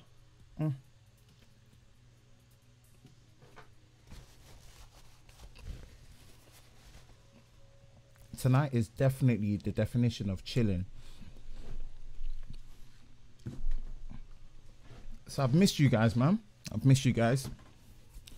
Kind of want it to be a laid back one tonight, nothing too hype. I'm kind of tired, but at the same time, I don't want to kick out. I want to make sure that I'm catching up with you guys and having a conversation. Shout out to Ryan for joining the live stream.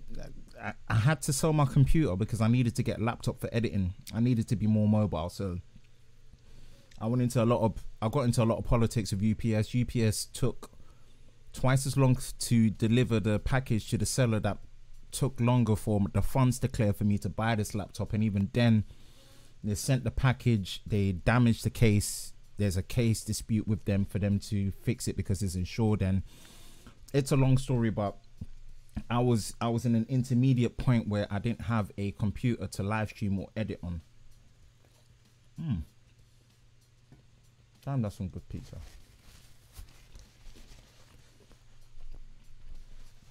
So that's why I was away, but your boy is back now. I'm back. And I've missed you guys. Hope you guys are good.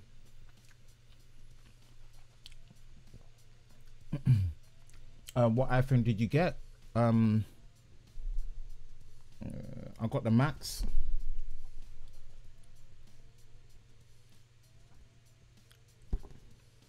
$64 gig space gray. I ain't about that gold life.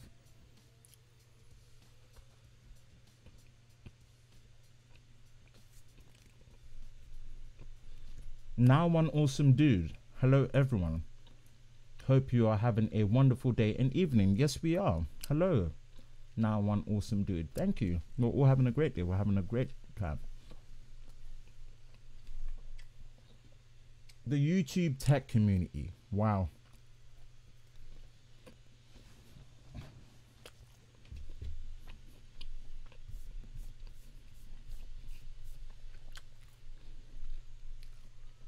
And shout out to my people.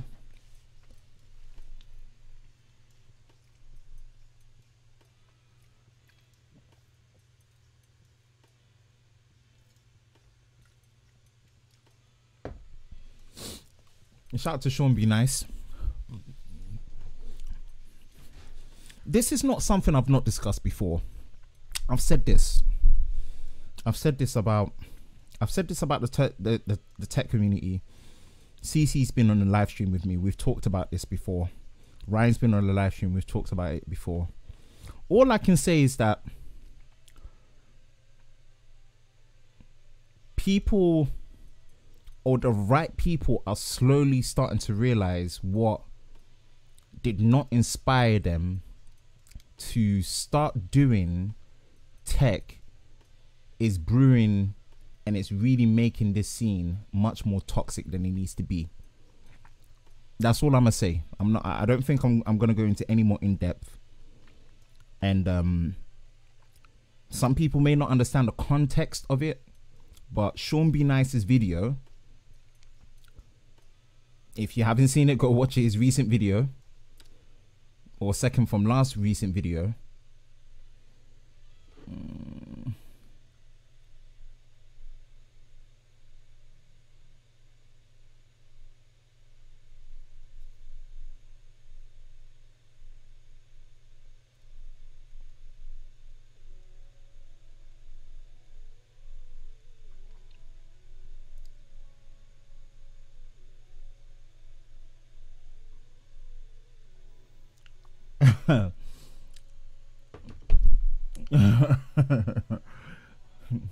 I'll call you after.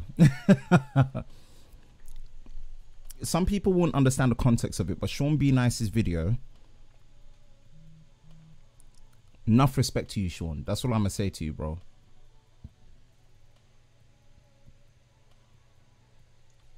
That's all I'm gonna say to you, bro. Enough respect to you. I said that to you already. this ain't even me trying to stir stuff or talk about stuff to bring anything, but video wasn't all that perfect, bro, but I've got more respect for you than, I'm not saying than any other person, but I'm saying I've got a lot more respect for you because you said something that needed to be said, and you were humble about it, you were kind about it as well. Like, you kept it 100, you kept it balanced, you kept it fair, you stated where your intent was, you didn't hide away, you actually let the person know that you were going to say something before they even knew. So credit to you. Some people may not see it as, you know, you being any better than the other person, but I think it needs to be brought to light what is brewing in this community that isn't necessarily helping it, but on the face value it may seem like it's helping, right? Cheese, yes. Gravex in the house, thank you. Grav, thank you, like, thank you. Because of you, I'm back on the scene, so thank you. You know why I'm saying that, bro. Thank you so much. Thanks for joining the live stream. And again, I think I'm probably gonna have a long live stream tonight. I'm just gonna keep it chilled. I'm gonna talk. I'm gonna share whatever I need to share, whatever you guys want to talk about in terms of tech or whatever's happening in the community. If any of my creator buddies are there and they want to jump on the stream with me and talk, let's do it. You know, this is not a one-man show. He stated what needed to be stated. He said what needed to be said, right? And this ain't about someone being better than another person, or this ain't about I'm right, you're wrong, in terms of me being the better person than you or the better creator or I know more than you. But it's about setting things right, and it's about setting things straight. You see, it's about setting things right and it's setting things straight, because one thing,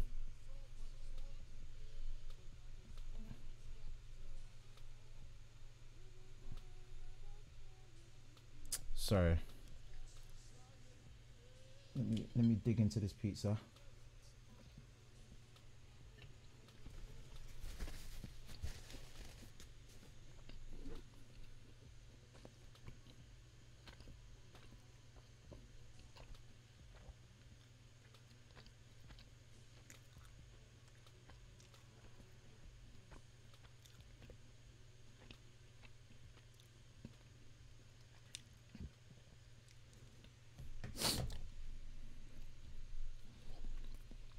My thing is, I think a lot of people, and the right people are starting to realize this, a lot of people are moving with a lot of face value behavior. Some people like to call it a groupie mindset. Put whatever you want to do, but I think too many people on face value are allowing certain things to be okay when they're not. You know, whether it's reviewing people, whether it's, you know, trying to shame someone's credibility, whether it's trying to basically be overly pompous, trying to be a bit too arrogant and too know-it-all, and trying to set that as the precedent and the example to follow. And Sean's, all I can say is Sean's video stated what needed to be stated, right? And this ain't about me trying to make noise about, oh, this is what I've been trying to say or whatnot. This isn't about that, but it's about some, you know, things need to be set straight. And right now, I think slowly more people are starting to realize that, you know what, face value success as how certain people are achieving it, not just ethically, forget ethics, right? We can discuss ethics and what's right and what's wrong, whatever. But, you know, by principle, you know, it doesn't necessarily set a good example for people to follow.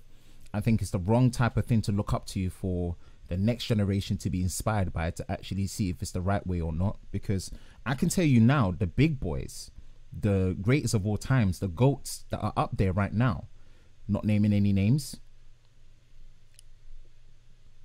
I know for a fact that how they were was the right behavior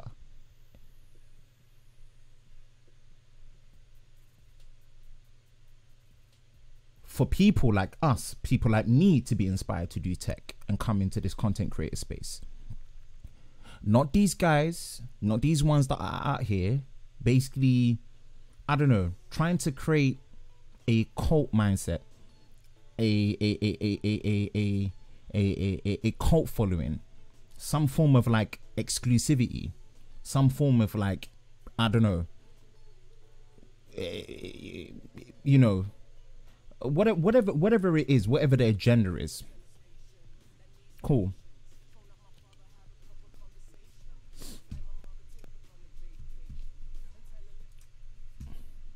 If anyone hasn't seen any of my previous live stream discussions about it, go back and watch it. It's not something I really want to be pumping up, but all I can say is that based on the 2 discussions that I had on the live stream about what is wrong about the tech scene and it needs to stop, mad props to Sean, mad respect to him for stating whatever needs to be stated. Yes, the video wasn't perfect. Yes, he got the guy's name wrong. Cool. But at the end of the day, the underlying thing was behaviors, one's character, one's temperament, one's attitude goes a long way,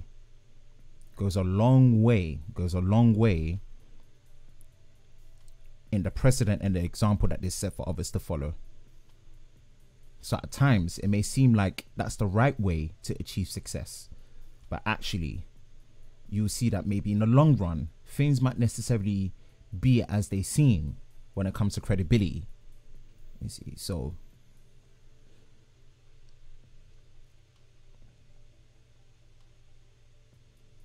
thank you as well, Sean. Thank you as well. You know, mad respect, mad props to you. People are starting to slowly see what needs to be ironed out, and I'm glad. And it's not for me, but we need to set a principle of what is the right way to be for the next decade of creators that might want to come through, to be inspired the right way, so that this platform that is known as YouTube doesn't get intoxicated to not have the credibility that these original Genesis creators, you know, that are up there have created for us to feel confident enough that even some of us smaller creators get recognized by big companies to recognize what we do. And the best way I can put example to that is, you know, guys like my boy Grav. To me, he's the go-to guy that does the best Whitestone Dome encased videos next to Technically T. And I didn't even know this, but guys like the Everyday Dad, Ewan, they're the ones that spotted the fact that Samson was actually using my social media as part of their ad campaign. That's humbling. That's humbling for me, you know. And it's only because those guys that set the right examples for us to follow, for us to do what we're doing now, is how we're getting that kind of level of respect from such bigger companies. You see, so that level of toxicity, like that level of I can't even say that word, the toxicness that's coming from that side of things, right? Personally, I think it's not helping. So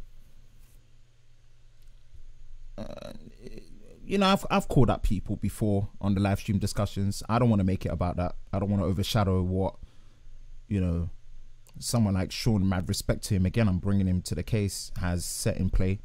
You know, it takes a lot of cojones, a lot of balls, a lot of, you know, bravery to do it the right way, so that you still, so that your credibility and your context of you making sure that you're not like those other people behaving that way is set into play.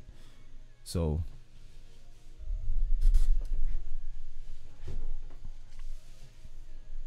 I've experienced a lot of good karma for my people, my select few people that I've been seeing around the community that have rocked with me, you know, and you guys, you know who you are. You know who you are. I've already given you shout outs tonight. You know who you are. That's the example to follow. And for me, I just hope all of this gets ironed out. I hope people see realization of how to be, you know, and I hope the tech community goes back to what even just a year ago, 2 years ago, what made the tech scene, especially on YouTube, probably one of the best. Because right now it's very questionable. I'm not saying everything's all bad. I'm not saying that, but it's just very questionable.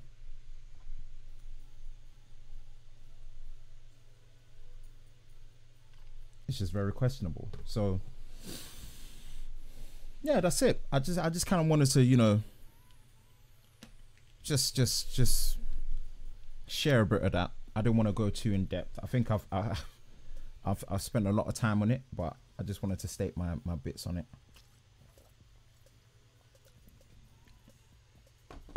Ravex in the house was good. RTX coming tomorrow. Woo-wee. RTX in the house. 1080, 2080 Ti. Wow, jealous, bro. That UHD 4K 120 Hz Alienware panel is gonna get a nice workout. That's some good pizza.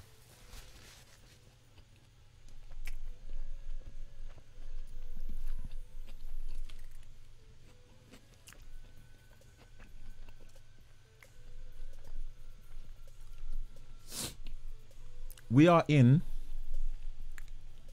the last 3 months of 2018.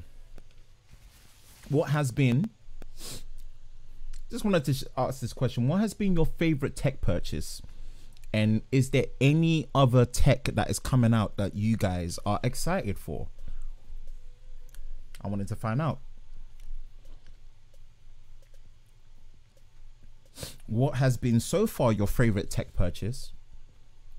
Also, what has been your most important tech purchase?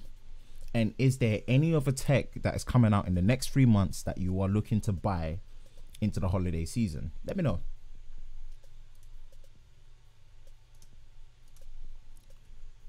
Let me know. Let me know.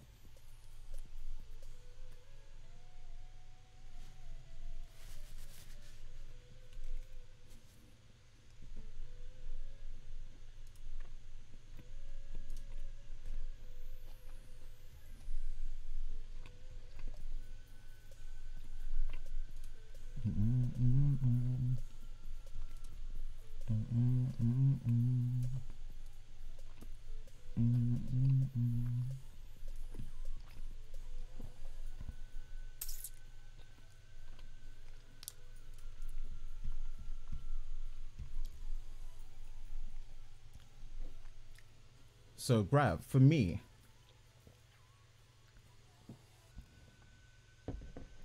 Artist, my SteelSeries Artist Pro wireless headset, flat out game changer. Nice. Okay, cool. I might have to check that out, especially if it's wireless. I dig wireless in certain situations, man. For me, I would say, if I'm gonna speak for myself, my favorite and my most important tech purchase has probably been the Elgato Camlink. This is what has made me enjoy live streaming with you guys in such high quality, and I recommend any person that has especially got a mirrorless camera, that is looking to get into live streaming, invest in an Elgato Camlink. It is a game changer. It is a game changer. It is a game changer. So that has been my favorite and one of my most important tech purchases. Actually, it's been my favorite, but my most important tech purchase was actually my laptop today. Because this is going to allow me to be able to get more content out to you guys, have different live streams in different environments, in different areas, which I'm really looking forward to explore the possibilities of doing that. And any tech that's coming out that I'm looking forward to buy would probably be a camera. So it's probably going to be the Blackmagic Pocket Cinema 4K. No, I take that back. The one product I'm looking forward to buying when it comes out and is in stock is the Atomos Ninja V monitor / recorder. that is, if there's anything else I need to get this year, is that recorder. That recorder. Oh, lights out. Let me just bump up the ISO quickly. Oh man, the lights.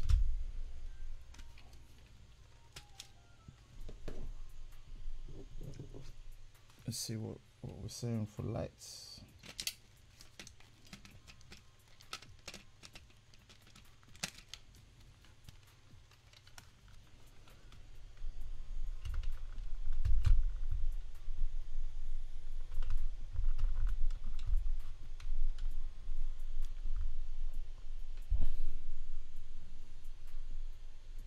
No, we stay too lit. There we go.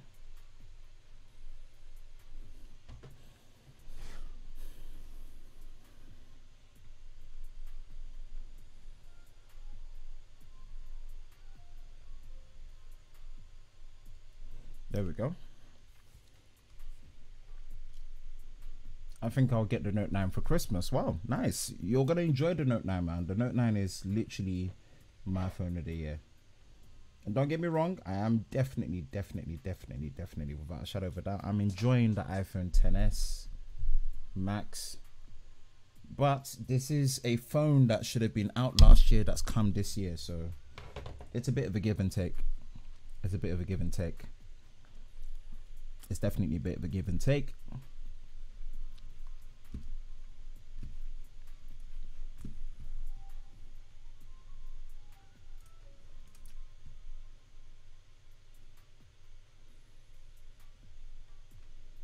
Flower game changer. Cool. Guys, I wanted to share my appreciation. I wanted to say thank you to you guys for riding it out with me. Thank you for being patient. I'll be dropping my usual content that gets people in, gets people excited. I've definitely got the ultimate camera comparison series is back. Let me check what my bro's saying.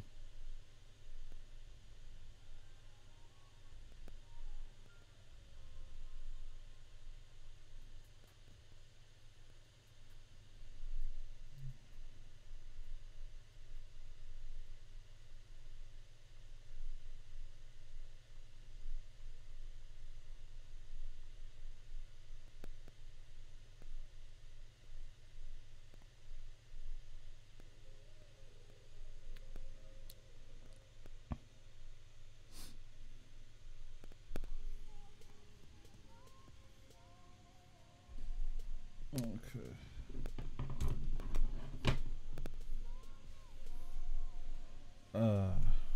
Right. My pupils are sliding into the DMs.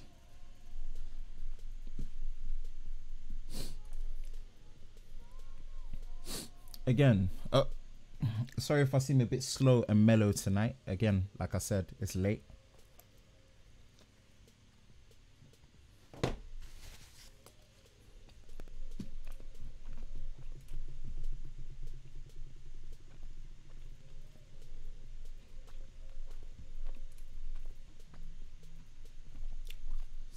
What do you think of the P20 Pro design? Minus the notch. I actually like the rear camera design. I like the square design. It's kind of different.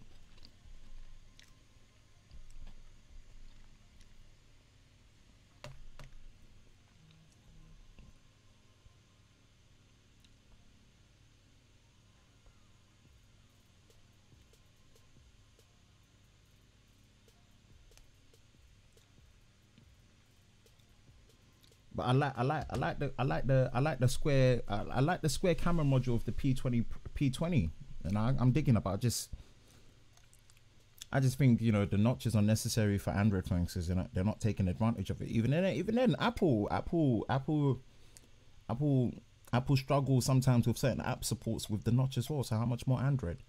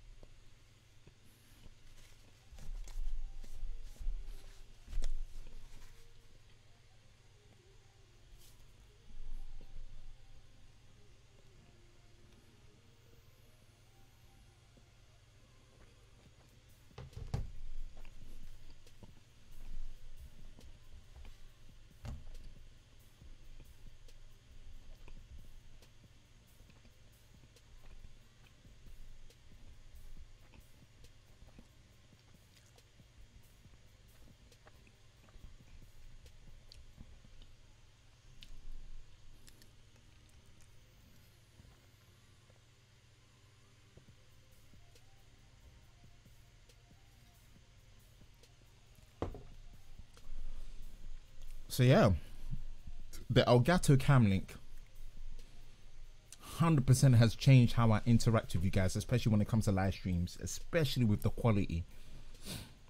My most important purchase was my laptop today.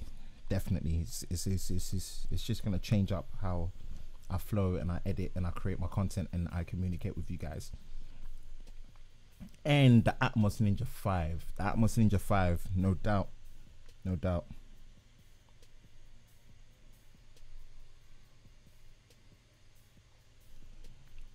So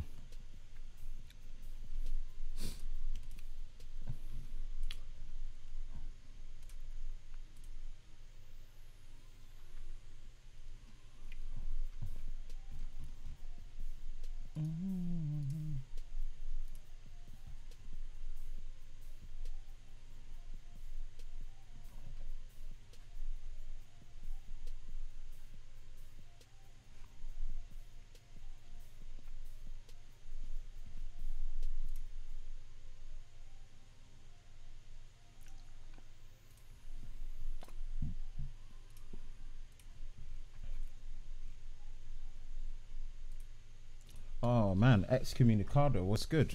What's good? What's good? What's good? What's poppin'?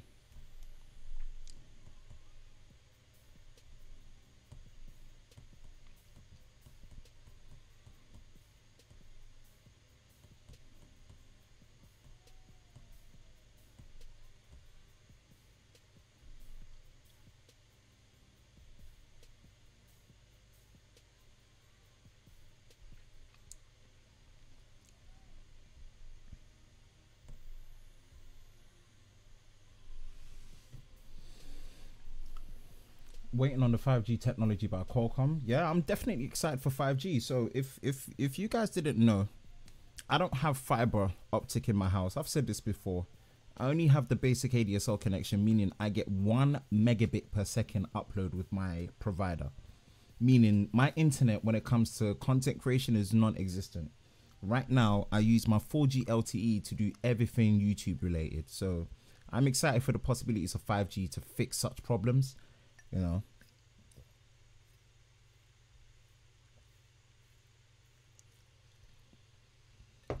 so I'm definitely excited for 5G 5th generation technologies. Those are some neat shades. Thank you. I've only got the shades on because your boys are tired wreck tonight. I've had a long day, so I don't want to be showing myself looking tired on camera. That's all. No particular reason, I just look tired, so I've got the shades on, so I'm on camera with you guys looking all right.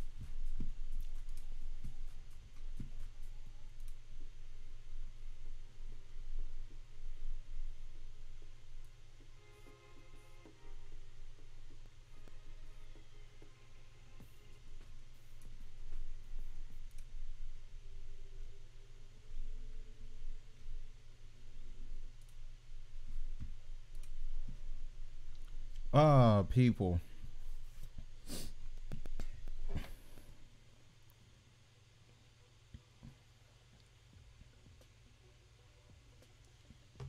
Again, like I was saying, man, I appreciate you guys so much. I'm thankful for the patience that you guys have had with me. You know, doing YouTube is something I hopefully want it to be full-time, but in a current state, it's not the main priority.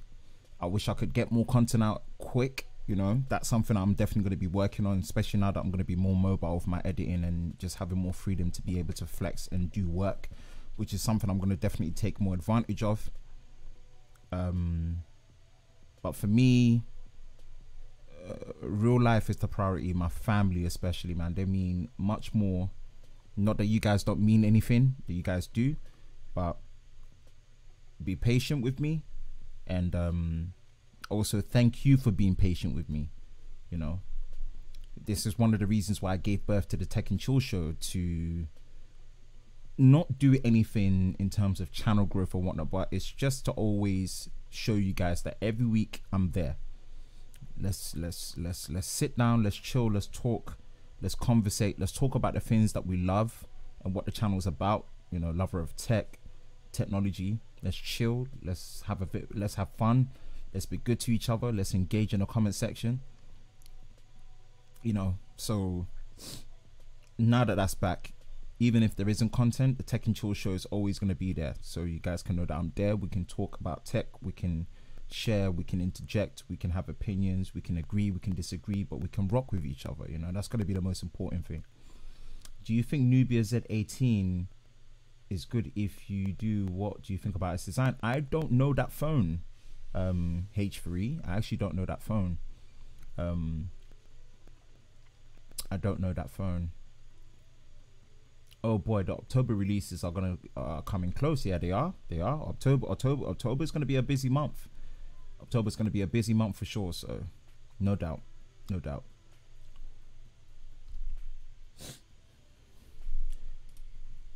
So I probably might be signing out now, guys. I probably will be signing out now.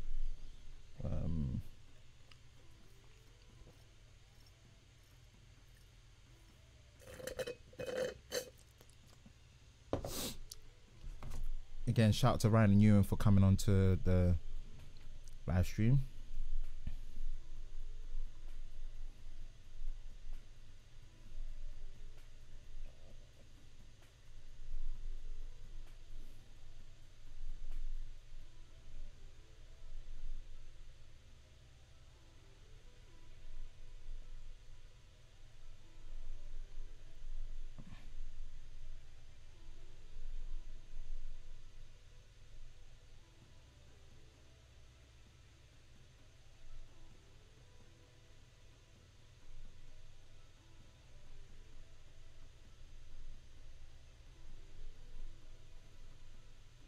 Wait, Twitter can go back to chronological order now? For real? When did this happen? Settings, account.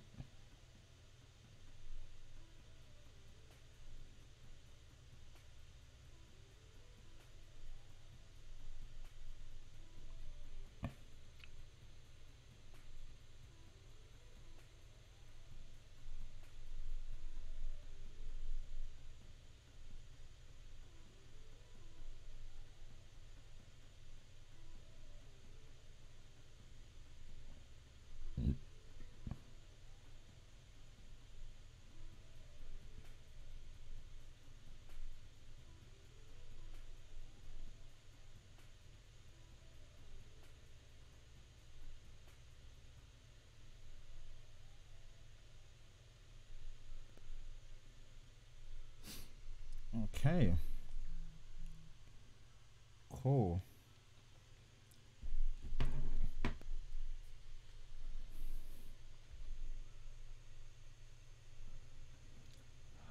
Everyday Dad. Oh, you know what, Ted? I'm actually so glad you've joined the live stream, and I wanted to say some. I wanted to say some words to you as well, man. Shout out to Everyday Dad. It's so bright with the lens. I've only got the shades on because I'm a tired mess. You know, I finally got a laptop. I've not been on the scene for a while. You know, things have been happening, but I've got a laptop now. I'm able to live stream. I'm able to create content again and bring out for you guys. But Everyday Dad is probably, in hindsight, one of my favorite. I'm not saying this to flatter you, my man, but like I relate to you. I relate to you a lot because you're just such a humble guy, man. Like I think you found my channel first through the A6300 vlogs that I was doing when I first got the camera, man. And you dropped a comment, checked your channel, and you know, you just keep it about the tech, you know. You know, you wonder why, if the fact that you got kids, you know, I relate to that because of this transition period that I'm going through of trying to balance work and life. And I messaged you already, man. Like you low key inspire me, my man. Like just keep doing that content that just like brings joy, brings happiness. You keep it about the tech. You educate, you make it simple for people to understand, but you also don't shy away from the in-depthness, you know. And that's something that it's an outlet, you know. So thank you for coming onto the stream. You know, I was just literally about to close the stream out, but thank you for joining it up, and hope you're good as well. I'm sure I will get my pick. I will, you know,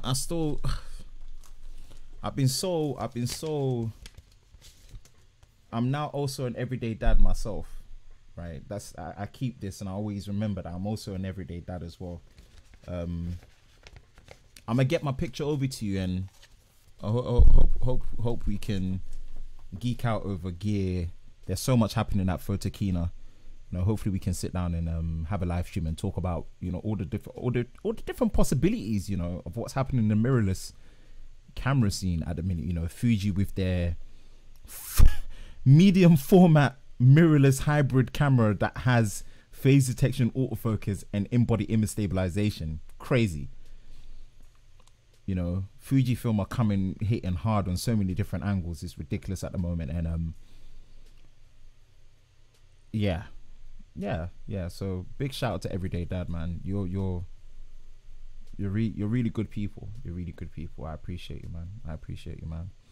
Anyway, man, your boy Ben from the Lover of Tech channel. Shout out to Team TLS, the Tech Lover Squad.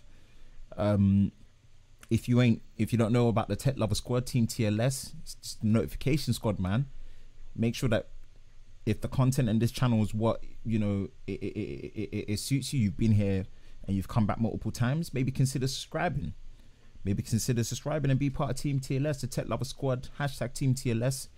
Hit up that notification bell so you don't miss any future Tech and Chill show Unplugged, as well as any future content that will be on the channel as well.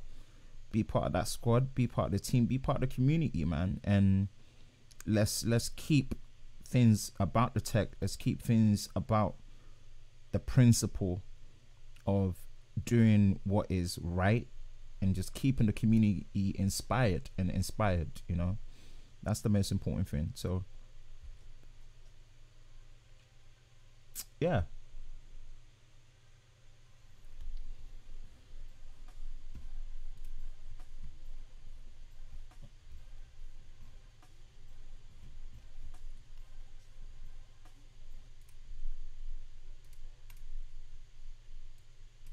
That's it for me. It's great to be back, and